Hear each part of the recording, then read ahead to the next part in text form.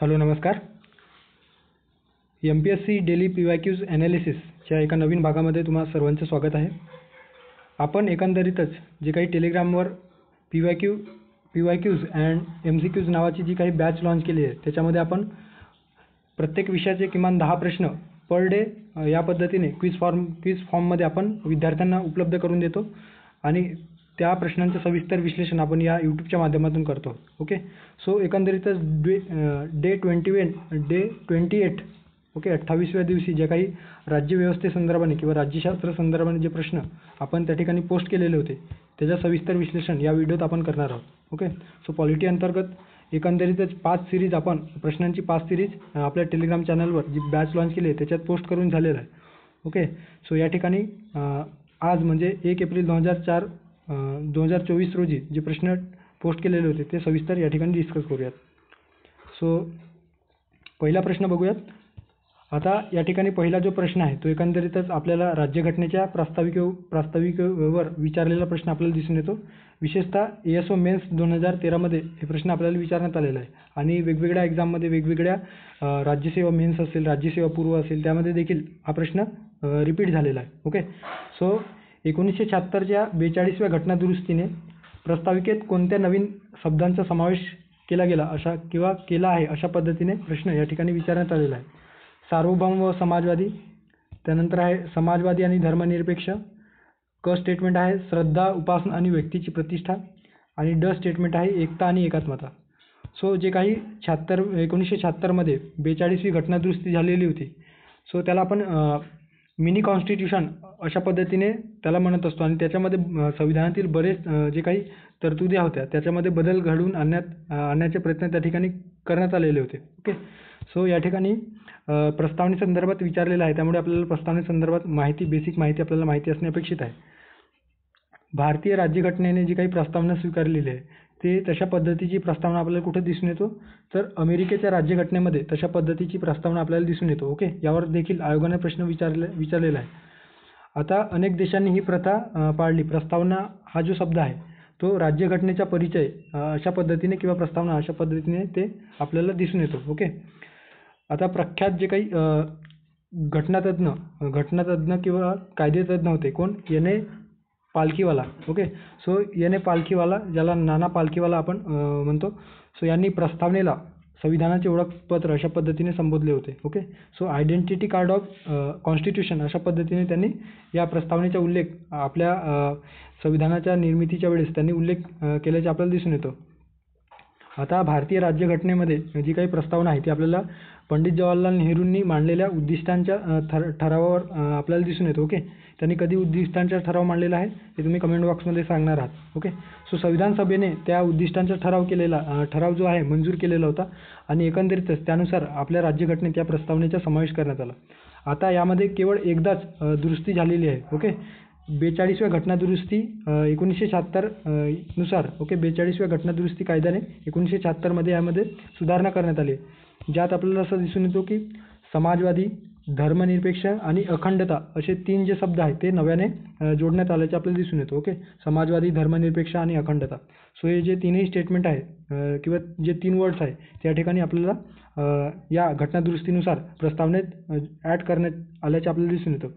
So पर्याय क्रमांक या ठिकाणी समाजवादी आणि धर्मनिरपेक्षता फक्त ब याच्यात जो काही दिलेला आहे समाजवादी आणि धर्मनिरपेक्ष हे तत्व या प्रस्तावनेत जोडण्यात आल्याचे आपल्याला दिसून येतो. त्यामुळे फक्त पर्याय क्रमांक पहिला योग्य पर्याय असणार आहे. ओके, पुढे जाऊयात. त्यानंतर आहे योग्य कथन ओळखा. राज्यसेवा पूर्वपरीक्षा 2018 मध्ये हे प्रश्न विचारल्याचे आपल्याला दिसून येतो. अ स्टेटमेंट आहे काही लोकशाहीवादी देश हे प्रजासत्ताक आहेत आणि दुसरा ब स्टेटमेंट आहे काही लोकशाहीवादी देश हे प्रजासत्ताक नाही. सो कोणते स्टेटमेंट बरोबर आहेत? सो या ठिकाणी प्रजासत्ताक म्हणजे काय तर जे काही राष्ट्रप्रमुख असतात ते निवडणुकीने पदावर येणे याला प्रजासत्ताक म्हणतात. म्हणजेच काय तर प्रजेद्वारे जे काही राष्ट्रप्रमुख असतात ते निवडणुकीने सत्तेवर येणे म्हणजेच त्या देशामध्ये कुठली शासन पद्धती आहे तर प्रजासत्ताक शासन पद्धती आहे. सो या ठिकाणी जे स्टेटमेंट दिलेलं आहे की काही लोकशाहीवादी देश प्रजासत्ताक आहे. सो हे बरोबर आहे, कारण जर आपण भारत, अमेरिका या देशांकडे बघितलं तर भारतातील जे काही राष्ट्रप्रमुख आहेत म्हणजे ते राष्ट्रपती, ओके, जे भारताचे प्रथम नागरिक असतात आणि एकंदरीतच कार्यकारी प्रमुख म्हणून त्यांना संबोधलं जातो. ओके, सो ते राष्ट्रप्रमुख जरी प्रत्यक्षरित्या लोकांद्वारे निवडून येत नसले तरी अप्रत्यक्षरित्या लोकांद्वारे जे लोकप्रतिनिधी निवडले जातात आणि त्या लोकप्रतिनिधींद्वारे राष्ट्रपतींची निवडणूक किंवा नेमणूक होत असते. ओके, सो त्यांच्या लोकप्रतिनिधींद्वारे ते राष्ट्रपती निवडून येत असतात, म्हणून आपला जो देश आहे तो प्रजासत्ताक आहे. ओके, त्याच पद्धतीने अमेरिका देखील दिसून येतो की अमेरिकेतील जनता डायरेक्ट त्या देशाच्या अध्यक्षांची निवड करतात. ओके, निवडणुकीमध्ये ते अध्यक्षांना निवडून देतात. त्यानंतर आहे काही लोकशाहीवादी देश प्रजासत्ताक नाहीत. हे देखील स्टेटमेंट बरोबर आहे. उदाहरणार्थ इंग्लंड. ओके, ब्रिटनमध्ये काय होतं तर जी काही राष्ट्रप्रमुख आहेत, ओके, एकंदरीतच क्राउन जो काही ज्याला आपण राजाचा जो काही वर्चस्व आहे तो अद्याप देखील आपल्याला त्या ठिकाणी दिसून येतो. ओके, त्यामुळे त्यांची जी काही राजघराणेशाही आहे त्यानुसार त्यांच्या राष्ट्रप्रमुख एकंदरीतच राजघराणेशाही पद्धतीने त्यांची जी काही परंपरा आहे ते सुरू आहे. ओके, त्यामुळे ते देश जे आहेत ते प्रजासत्ताक नाहीत अशा पद्धतीने आपण म्हणू शकतो. ते लोकशाहीवादी देश आहेत. त्यांचा जो काही म्हणजे प्रत्यक्ष प्रमुख म्हणजे कार्यकारी मंडळामध्ये जो कार्य करणारा प्रमुख असतो, ओके, पंतप्रधान, सो ते निवडणुकीने सत्तेवर येतात. मात्र त्यांचा जो राष्ट्रप्रमुख असतो तो निवडणुकीने सत्तेवर येत नाही, त्यामुळे ते प्रजासत्ताक नाहीत. सो अशा पद्धतीने दोन्ही स्टेटमेंट या ठिकाणी योग्य असणार आहे. पर्याय क्रमांक 3 योग्य पर्याय असं आपण या ठिकाणी म्हणू शकतो. पुढे जाऊयात. त्यानंतर आहे भारताची संविधान सभा बनवण्याची मागणी इंग्रजांनी कोणत्या वर्षी मान्य केली? अशा पद्धतीने या ठिकाणी कंबाईंड ग्रुप सी पूर्वपरीक्षा 2022 मध्ये प्रश्न विचारण्यात आलेला आहे. 1938, 1939, 1940 की 1942?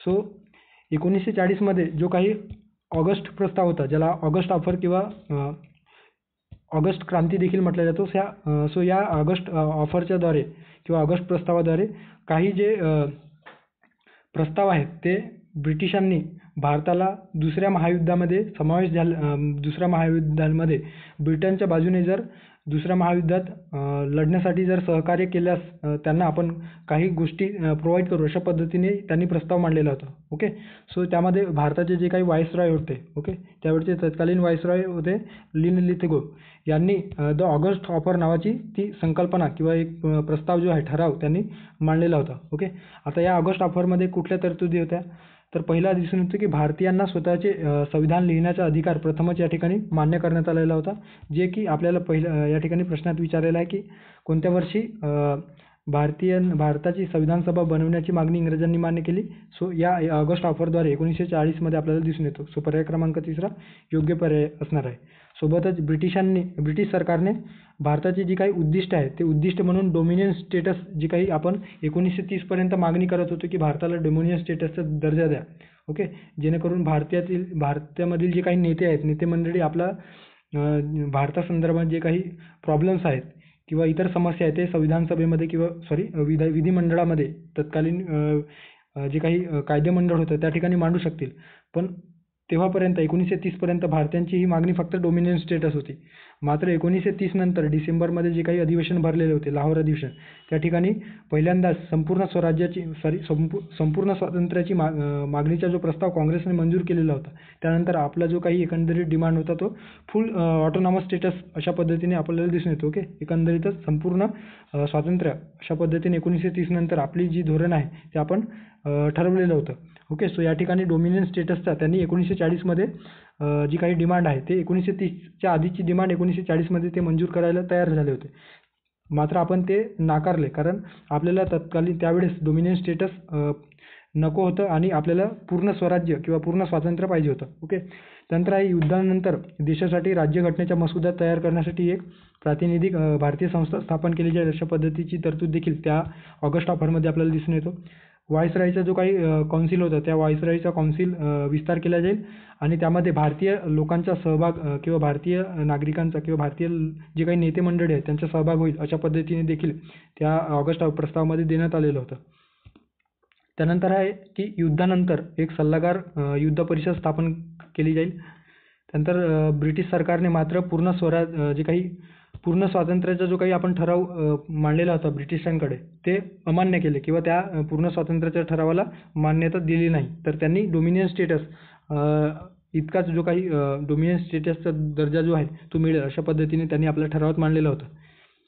त्यानंतर आहे संरक्षण आणि वित्त सोबतच गृहव्यवहार आहे जो आहे तो भारतीय प्रजासत्ताकांच्या सर्व सेवांवर इंग्रजांचे वर्चस्व किंवा इंग्रजांचे नियंत्रण असेल अशा पद्धतीने देखील या ठरावाद्वारे त्यांनी आपल्यासाठी तरतूद करण्यात आलेली होती. ओके. डोमिनियन स्टेटसमध्ये काही अधिकार भारतीयांना प्राप्त होतील, मात्र जी काही संरक्षण संदर्भाने किंवा वित्त आणि गृहव्यवहार संदर्भाने जी खाती आहेत ते इंग्रजांच्या नियंत्रणात राहील. सो अशा पद्धतीने वेगवेगळे जे काही ठराव आहेत या ऑगस्ट ऑफरच्या माध्यमातून ब्रिटिशांनी भारतीयांना लॉलीपॉप देण्याचा प्रयत्न केलेला होता.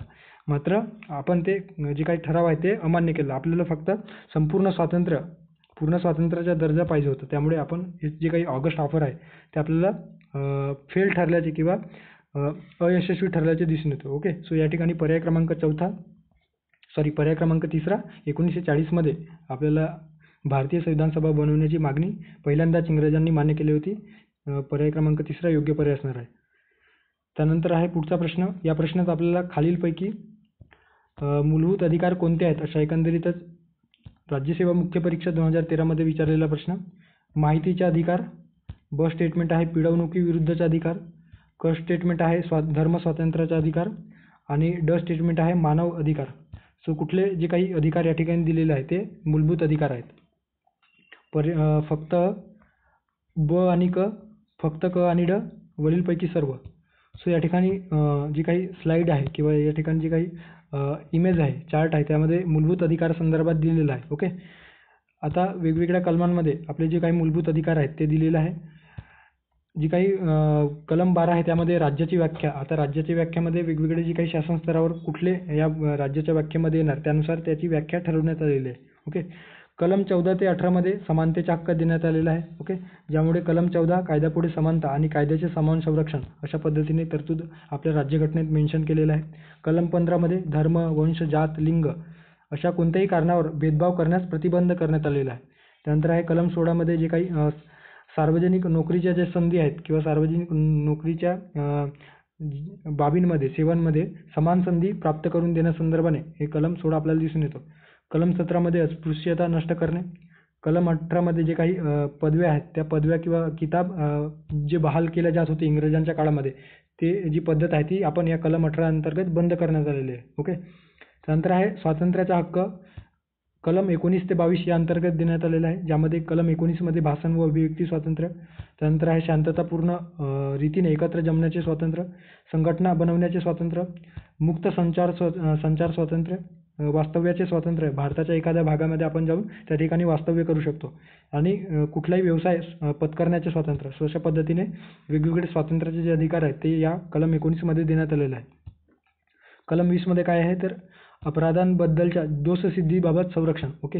एखाद्याला बेकायदेशीररित्या एखाद्या गुन्ह्यासाठी जर अपराध म्हणून त्याच्यावर वेगवेगळ्या जे काही पोलिसांद्वारे किंवा जे काही कायदा व सुव्यवस्था राखण्यासाठी जी ऑथॉरिटी नेमलेली आहे त्याद्वारे त्याच्या अधिकारावर किंवा त्याच्या मूलभूत अधिकारावर गदा येत असेल तर अशा वेळेस या कलम 20च्या अंतर्गत तो आपली जी काही अपराधांबद्दल दोषसिद्धीबाबत संरक्षणाचा जो काही अधिकार आहे तो उपभोगू शकतो. त्यानंतर आहे कलम 21मध्ये काय देण्यात आलेलं आहे तर जीवित व व्यक्तिगत स्वातंत्र्याचा संरक्षण. ओके. कलम 21मध्ये जीवित व व्यक्तिगत स्वातंत्र्याचा हक्क या ठिकाणी देण्यात आलेला आहे. कलम 21A मध्ये शिक्षणाचा हक्क.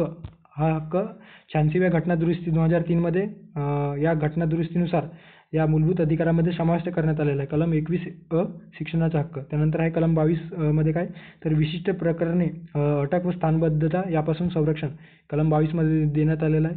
कलम 23मध्ये शोषणाविरुद्धचा हक्क जे कलम 23 आणि 24मध्ये देण्यात आलेला आहे.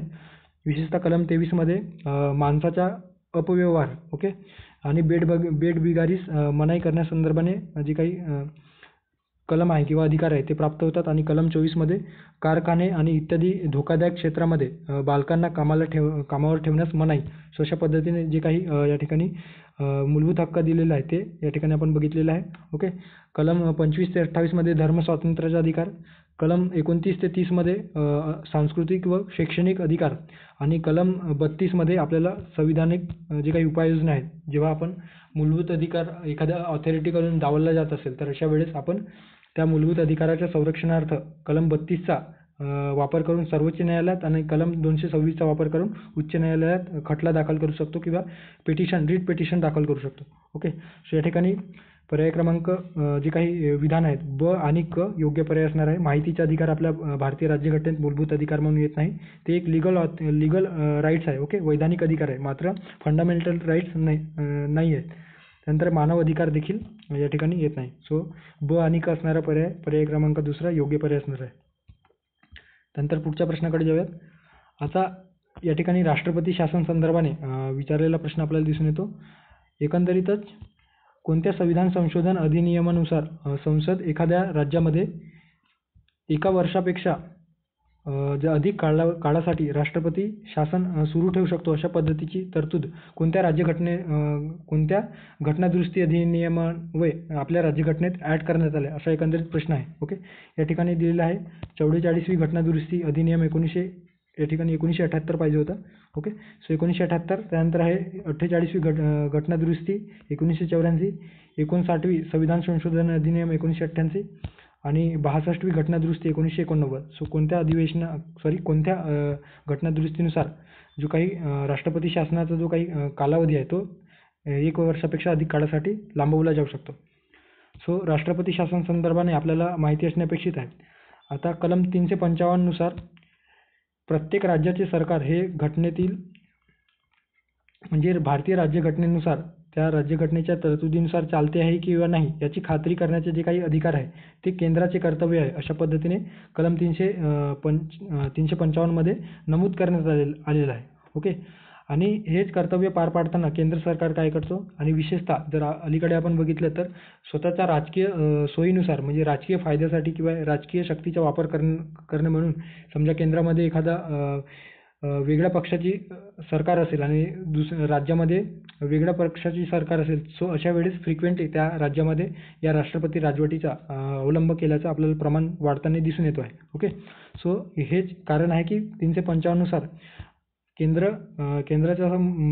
केंद्र सरकारला वाटले की एखाद्या घटक राज्याचा जो राज्यकारभार आहे तो संविधानानुसार चालत नाही आहे, तर अशा वेळेस कलम 356चा वापर करून केंद्राद्वारे त्या राज्यामध्ये राष्ट्रपती राजवट किंवा राज्यपाल राजवट देखील त्याला म्हटलं जातो. सो राज्यपाल राजवट देखील लागू केला जाऊ शकतो. ओके, सो त्यालाच राष्ट्रपती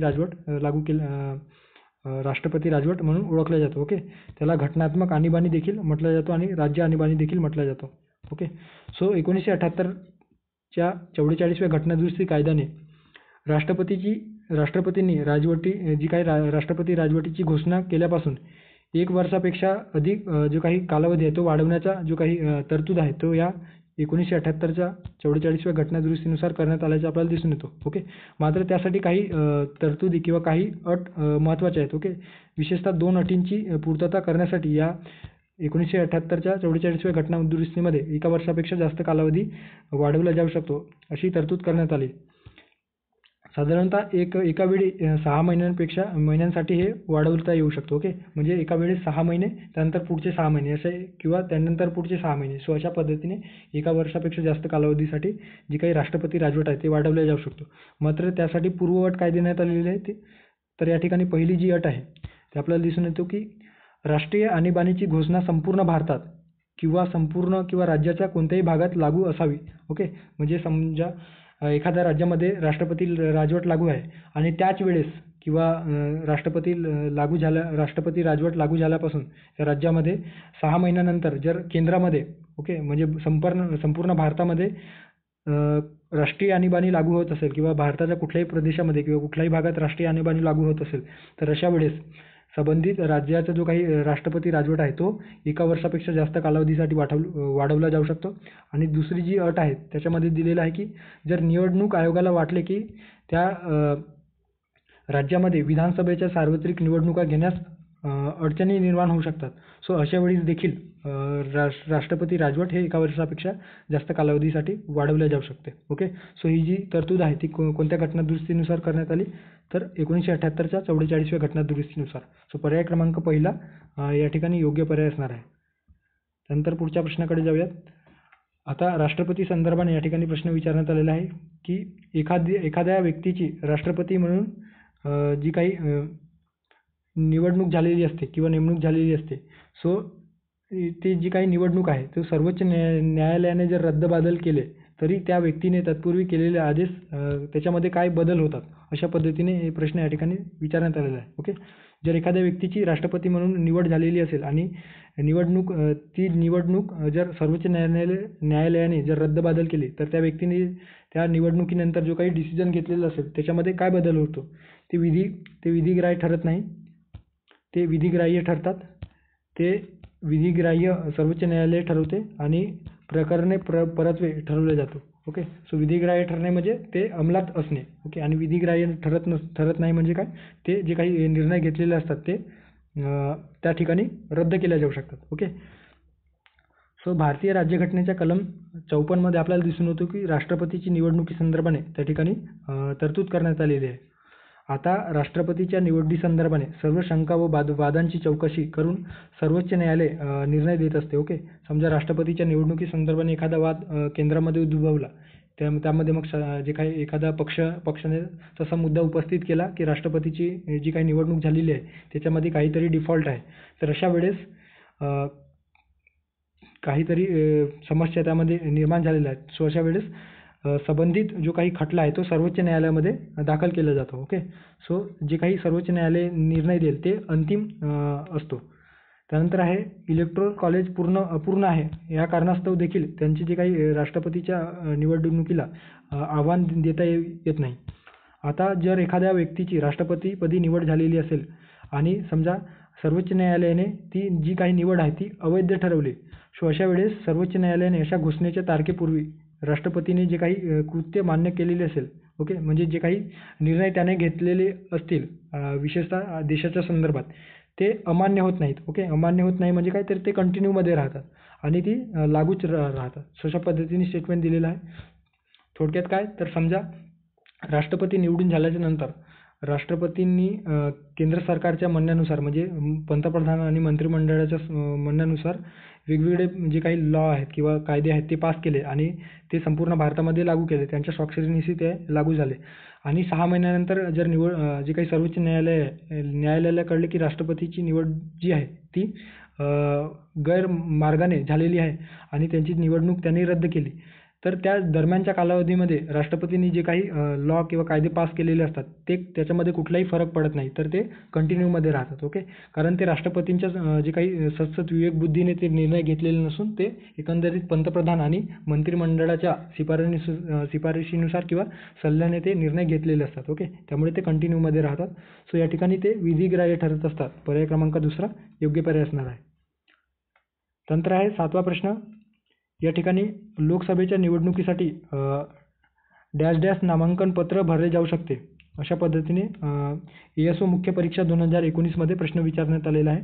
आता लोकसभेच्या निवडणुकीसाठी भारतात राहणाऱ्या प्रत्येकाकडून नामांकन पत्र भरले जाऊ शकते का? त्यानंतर आहे कोणत्याही भारतीय नागरिकांकडून हे नामांकन पत्र भरले जाऊ शकते का? त्यानंतर 3रा स्टेटमेंट आहे ज्या मतदारसंघातून निवडणूक लढायची आहे त्या मतदारसंघातील रहिवासीकडून ते भरले जाऊ शकते का? आणि 4था स्टेटमेंट आहे कोणताही भारतीय नागरिक ज्याचे कोणत्याही संसदीय मतदारसंघाच्या यादीत नाव आहे किंवा नाव नोंदवलेले आहे त्याच्याकडून ते मतदान पत्र किंवा नामांकन पत्र भरले जाऊ शकते. सो कुठले स्टेटमेंट बरोबर आहे? आता जे काही राज्यसभा आणि लोकसभा आहे, सो या संसदीय सदस्यांची जेव्हा निवड होते त्या संदर्भाने काही अर्हता आणि पात्रता आपल्या संविधानामध्ये देण्यात आलेलं आहे. ओके. ते थोडक्यात बघूया. सो या ठिकाणी मुख्यतः 3 पात्रता या ठिकाणी संविधानामध्ये सुचवलेल्या आहेत आणि काही जी पात्रता आहेत ते या ठिकाणी आपण संसदेच्या लोकप्रतिनिधी कायदा 1951 नुसार भारतीय राज्यघटनेत किंवा भारतीय जे काही निवडणूक पद्धत आहे किंवा निवडणूक आयोग आहे त्यांनी स्वीकारलेला आहे. ओके. सो संविधानामध्ये कुठले पात्रता देण्यात आलेलं आहे, तर पहिली जी पात्रता आहे त्याच्यामध्ये एखाद्या व्यक्तीची जर मेंबर ऑफ पार्लमेंटमधून निवड करायची असेल किंवा निवडणुकीत जर तो उभा राहत असेल तर पहिली अट आहे की तो भारताचा नागरिक असायला हवा. त्यानंतर आहे त्यासाठी निवडणूक आयोगाने प्राधिकृत केलेली जी काही व्यक्ती आहे त्याच्यासमोर शपथ आणि प्रतिज्ञा करणे. ओके. अलीकडे तुम्ही बघतच असाल की आता सध्या जी लोकसभा निवडणूक सुरू आहे त्यामध्ये जी काही नामांकन पत्र आहे जे कॅन्डिडेट उभे राहणार आहे ते IAS अधिकारी असणाऱ्याकडून एक शपथपत्र घेतात आणि त्या शपथपत्रामध्ये जी काही शपथ दिलेली आहे तशा पद्धतीने निवडणुकीसंदर्भात शपथ घेत असतात. आता त्या शपथपत्रामध्ये कोणत्या तरतुदी असतात, तर भारतीय राज्यघटनेवर खरी श्रद्धा आणि निष्ठा बाळगणे, आणि दुसरी जी असते त्याच्यामध्ये की भारताचे जे काही सार्वभौमत्व आहे आणि अखंडता अबाधित राखणे, असे दोन जी काही शपथ या प्रत्येक कॅन्डिडेटला जो लोकसभा किंवा राज्यसभेसाठी नामांकन किंवा लोकसभेसाठी विशेषतः लोकसभेसाठी ज्याने उमेदवारी अर्ज केलेला आहे त्याला घ्यावी लागते. ओके. त्यानंतर आहे राज्यसभेच्या बाबतीत हे जे काही वय आहे की किमान वय किती असायला हवं. सो किमान वयाची जी काही पात्रता आहे किंवा मर्यादा आहे ते या ठिकाणी राज्यघटनेत एखाद्या व्यक्तीची जर राज्यसभा सदस्य म्हणून नियुक्ती करायची असेल किंवा निवड करायची असेल तर त्याची किमान वय 30 वर्ष दिलेलं आहे. ओके. 30 वर्षापेक्षा कमी नसावे आणि लोकसभेच्या बाबतीत हे जे वय आहे ते 25 वर्षापेक्षा कमी नसावे. सो अशा पद्धतीने तरतूद या ठिकाणी राज्यघटनेत दिलेली आहे. आणि चौथी तरतूद काय करण्यात आलेली आहे की संसदेने विहित केलेल्या इतर पात्रता असणे त्याच्यामध्ये असणे किंवा त्याने पात्रता धारण करणे हे बंधनकारक ठरवण्यात आलेलं आहे. ओके. आता संसदेने कायदा करून जे काही लोकप्रतिनिधी कायदा 1951 केले त्याच्यामध्ये काही तरतुदी करण्यात आलेल्या आहेत. ओके.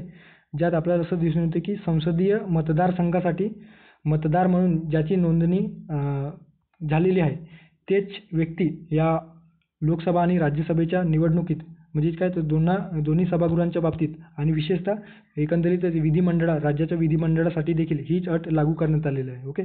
समजा संसदीय सदस्यासाठी जर एखादा व्यक्ती निवडणुकीत उभा राहत असेल तर पहिली अट अशी आहे की त्याचे जे काही नाव आहे ते आपल्या मतदार यादीत देशाच्या कुठल्याही मतदार यादीत संसदीय मतदारसंघामध्ये त्याचे नाव नोंदवले गेलेले असायला पाहिजे. ओके. 1903च्या आधी ही अट कशी होती तर त्याच्यामध्ये एखाद्या विशिष्ट राज्यातून राज्यसभेची निवडणूक लढवणारा व्यक्ती विशेषतः राज्यसभेच्या बाबतीत त्या राज्यसभेच्या बाबतीत एखाद्या राज्यातून जर निवडून येणारा व्यक्ती असेल तर त्या राज्याच्या मतदारसंघाच्या यादीत त्याचे नाव नोंदवणे आवश्यक होते. ओके. मात्र ही जी काही अट आहे ती 2003 मध्ये रद्द करण्यात आली आणि आता असं ठरवण्यात आले की देशाच्या कुठल्याही मतदारसंघामध्ये संसदीय मतदारसंघामध्ये त्या व्यक्तीची जर नाव असेल किंवा यादीमध्ये जर नाव असेल तर तो राज्यसभेची निवडणूक लढवू शकतो. ओके. सो अशा पद्धतीने या ठिकाणी पर्याय क्रमांक 4 जे काही कोणताही भारतीय नागरिक ज्याचे कोणत्याही संसदीय मतदारसंघाच्या यादीत नाव नोंदवलेलं आहे त्याच्याकडून हे जे काही लोकसभेसाठी नामांकन पत्र आहे ते भरले जाऊ शकते. ओके. सो पर्याय क्रमांक 4 योग्य पर्याय असणार आहे. त्यानंतर आहे 8वा प्रश्न या ठिकाणी जर लोकसभेचे अध्यक्ष उपाध्यक्ष आणि दोघेही उपस्थित नसतील तर संसदेच्या संयुक्त बैठकीचे अध्यक्षस्थानी कोण असतात. अशा पद्धतीने राज्यसेवा मुख्य परीक्षा 2022 मध्ये प्रश्न विचारण्यात आलेला आहे. पहिला जो जे काही पर्याय आहे त्याच्यात राज्यसभेचे सभापती, दुसरे आहे राज्यसभेचे उपसभापती, तिसरा आहे राष्ट्रपती आणि चौथा आहे लोकसभेचे महासचिव. सो कुठले पर्याय योग्य आहेत. आता जे काही संसदेतील जे काही संयुक्त बैठक आहे ते राज्यघटनेच्या कलम 108 नुसार एखाद्या विधेयकासंदर्भात साधारण विधेयक असेल किंवा एखाद्या ज्या विधेयकामध्ये संयुक्त बैठक घेतली जाऊ शकते जेव्हा दोन्ही सभागृहामध्ये डेडलॉक निर्माण झालेलं असेल ते विधेयक पास करण्यासंदर्भात तेव्हा अशा वेळेस राष्ट्रपतीच्या निर्णयानुसार त्या ठिकाणी संसदेमध्ये संयुक्त बैठक घेतली जाते आणि हे जी काही तरतूद आहे ते राज्यघटनेच्या कलम 108 मध्ये करण्यात आलेले आहे. ओके. लक्षात ठेवा 108 मध्ये ही तरतूद करण्यात आलेली आहे. लोकसभेचे अध्यक्ष हे संयुक्त बैठकीचे अध्यक्षपद भूषवत असतात. सर्वप्रथम जी काही प्रेफरन्स आहे ते लोकसभेचे अध्यक्ष भूषवत असतात. त्यांच्या जर ते जर अनुपस्थित असतील तर लोकसभेचे उपसभापती त्या संयुक्त बैठकीचे अध्यक्ष पद जे आहे ते भूषवत असतात आणि ते देखील अनुपस्थित असतील तर अशा वेळेस जे काही राज्यसभेचे उपसभापती असतील राज्यसभेचे उपसभापती असतील तर ते या संयुक्त बैठकीचे अध्यक्षस्थान भूषवित असतात. मात्र राज्यसभेचे जे काही सभापती असतात विशेषतः जे काही आपले आपण उपराष्ट्रपती जे निवडून देतो तेच हे राज्यसभेचे सभापती असतात. मात्र ते संसदेच्या सदस्य नसल्याने त्यांना संयुक्त बैठकीचे अध्यक्षस्थान भूषवता येत नाही. ओके. सो अशा पद्धतीने या ठिकाणी स्टेटमेंट आहे ते देखील लक्षात ठेवू शकता. सो या ठिकाणी योग्य पर्याय असणार आहे राज्यसभेचे उपसभापती. ओके. आणि राष्ट्रपती हे संसदेचा एक भाग असतात मात्र ते संसद सदस्य नसतात त्यामुळे ते देखील या संयुक्त बैठकीचे अध्यक्षस्थान भूषवत नाही. सो पर्याय क्रमांक 2 योग्य पर्याय असणार आहे. त्यानंतर पुढचा प्रश्न आहे सर्वोच्च न्यायालयाच्या संदर्भाने या ठिकाणी प्रश्न देण्यात आलेला आहे. राज्यघटनेच्या कोणत्या कलमानुसार सर्वोच्च न्यायालयास आपल्या निर्णयावर व आदेशांवर पुनर्विचार करण्याचा अधिकार आहे. अशा पद्धतीने प्रश्न या ठिकाणी टॅक्स असिस्टंट मुख्य परीक्षा 2017 मध्ये विचारण्यात आलेला आहे. कलम 138, कलम 142 नुसार, कलम 137 नुसार की कलम 143 नुसार. ओके. सो राज्यघटनेच्या कुठल्या अनुच्छेदानुसार सर्वोच्च न्यायालयाला त्याच्या जे काही निर्णय आहेत त्याने आधी दिलेले निर्णय आणि आदेशांवर पुनर्विचार करून ते परत त्या निर्णयामध्ये न्यायनिवाडा देऊ शकतात, अशी तरतूद कोणत्या कलमान्वये करण्यात आलेली आहे. अशा पद्धतीचे या ठिकाणी प्रश्न या ठिकाणी विचारण्यात आलेला आहे. सो कलम 129 नुसार सर्वोच्च न्यायालयाला कोर्ट ऑफ रेकॉर्ड देखील म्हटलं जातं. ओके. अभिलेख न्यायालय ज्याला आपण मराठीत संबोधत असतो. सो अभिलेख न्यायालयाची तरतूद सर्वोच्च न्यायालयाच्या बाबतीत कलम 129 मध्ये देण्यात आलेलं आहे. आता या अभिलेख न्यायालयामध्ये काय तरतूद देण्यात आलेलं आहे? सो 2 अधिकार प्राप्त होतात. एकतर सर्वोच्च न्यायालयाचे जे काही निर्णय आहेत, कार्य आहेत किंवा कारवाई आहे किंवा आधी केलेले जे काही कृत्य आहेत, ओके, ॲक्शन्स घेतलेले आहेत किंवा साक्षीसाठी जी काही नोंद नोंदवली गेलेली असेल आणि या नोंदींच्या पुराव्यानिशी त्या मूल्याचा जे काही दिलेला जो न्यायनिवाडा आहे ते जतन करून ठेवण्याचे कार्य या कोर्ट ऑफ रेकॉर्डच्या माध्यमातून सर्वोच्च न्यायालयामध्ये केले जातात. आणि त्यानुसार जर वेळोवेळी जर प्रसंग उद्भवला त्यानुसार सो त्या जे काही मागे घेतलेले निर्णय असतील किंवा त्याच्यामध्ये साक्षीदारांची नोंदी असेल ते पडताळून पाहण्याचे काम या सर्वोच्च न्यायालयाच्या माध्यमातून वेगवेगळ्या खटल्यामध्ये केल्या जाऊ शकतो. ओके. आता कायदेशीर संदर्भ म्हणून त्याची मान्यता त्याला जे कोर्ट ऑफ रेकॉर्डमध्ये जे काही निर्णय जतन केलेले असतात त्याला देण्यात आलेले आहे. कलम 137 मध्ये जे काही हे निर्णय दिलेले असतात, जे कोर्ट ऑफ रेकॉर्डमध्ये जतन केलेले असतात किंवा संरक्षित केलेले असतात, त्याच्यामध्ये जे काही सर्वोच्च न्यायालयाने स्वतःचे दिलेल्या निर्णयावर व आदेशांवर पुनर्विचार करू शकते आणि परत त्याच्यामध्ये जर काही बदल करायचे असल्यास त्या पद्धतीने आपला न्यायनिवाडा देऊ शकतो. ही जी काही तरतूद आहे ते कलम 137 मध्ये देण्यात आलेले आहे. ओके. त्यामुळे या ठिकाणी योग्य पर्याय असणार आहे पर्याय क्रमांक 3 कलम 137 नुसार. ओके. सो पुढे जाऊयात. आजच्या या व्हिडिओमधील लेक्चरमधील शेवटचा प्रश्न असणार आहे आणि एकंदरीत जोड्या लावा स्वरूपात हे जे प्रश्न आहे त्या ठिकाणी दिलेला आहे. ओके. आणि विशेषतः केंद्र राज्य यांच्यातील जे काही वैधानिक संबंध आहे, ओके, लेजिस्लेटिव्ह ॲडमिनिस्ट्रेशन संदर्भात जे काही रिलेशन आहे सेंट्रल स्टेट, सो त्याचे जे काही अनुच्छेद आहे आणि त्याविषयी जी तरतूद आहे त्या संदर्भाने प्रश्न विचारण्यात आलेला आहे. वनसेवा मुख्य परीक्षा फॉरेस्ट मेन्समध्ये 2019 मध्ये विचारलेला प्रश्न आहे. कलम 248 त्यानंतर कलम 249, कलम 250 आणि कलम 252. ओके. जोड्या लावा स्वरूपात प्रश्न आहे. थोडक्यात त्यांचे एक्सप्लेनेशन या ठिकाणी बघूयात. आता जे कलम 248 दिलेलं आहे त्याच्यामध्ये विधिमंडळाचे शेषाधिकार अशा पद्धतीने स्टेटमेंट दिलेलं आहे. ओके. सो कलम 248 याच्यामध्ये जे दुसरा पर्याय आहे ज्याच्यामध्ये संसदेचे वैधानिक शेषाधिकार दिलेला आहे ते योग्य असणार आहे. ओके. आता पहिला स्टेटमेंटला ला 2 नंबरची जोडी. सो जेव्हा आपण पर्यायाकडे येतो तर फक्त पर्याय क्रमांक 3 या ऑप्शनमध्येच ला 2 नंबरची जोडी दिसतो. ओके. म्हणजे एका ऑप्शनवरून देखील एका विधानावरून आपण योग्य पर्यायापर्यंत पोहोचू शकतो. त्यानंतर आहे कलम 249 मध्ये काय देण्यात आलेलं आहे तर राष्ट्रहिताच्या दृष्टीने राज्यसूचीतील विषयावर, ओके, राज्यसूचीतील विषयावर एखाद्या विषयावर कायदा करण्याचा संसदेचा अधिकार देण्यात आलेला आहे कलम 249 मध्ये. ओके. जे की या ठिकाणी ब ला 1 नंबरची जोडी. ओके. ब ला 1 नंबरची जोडी. त्यानंतर आहे 250 मध्ये काय देण्यात आलेलं आहे तर आणीबाणीची घोषणा लागू झाल्यापासून किंवा लागू असल्यास राज्यसूचीतील कोणत्याही विषयावर कायदे करण्याचा संसदेचा अधिकार देण्यात आलेला आहे. ओके. सो 250 क ला कोणती जोडी लागेल तर 3 नंबरची जोडी लागणार आहे. क ला 3 नंबरची जोडी. ओके. सो क ला 3 नंबरची जोडी. त्यानंतर आहे कलम 252 मध्ये काय देण्यात आलेलं आहे तर 2 किंवा अधिक राज्यांसाठी किंवा इतर कोणत्याही राज्यांच्या संमतीने तसा कायदा स्वीकारण्याचा संसदेचा अधिकार. ओके.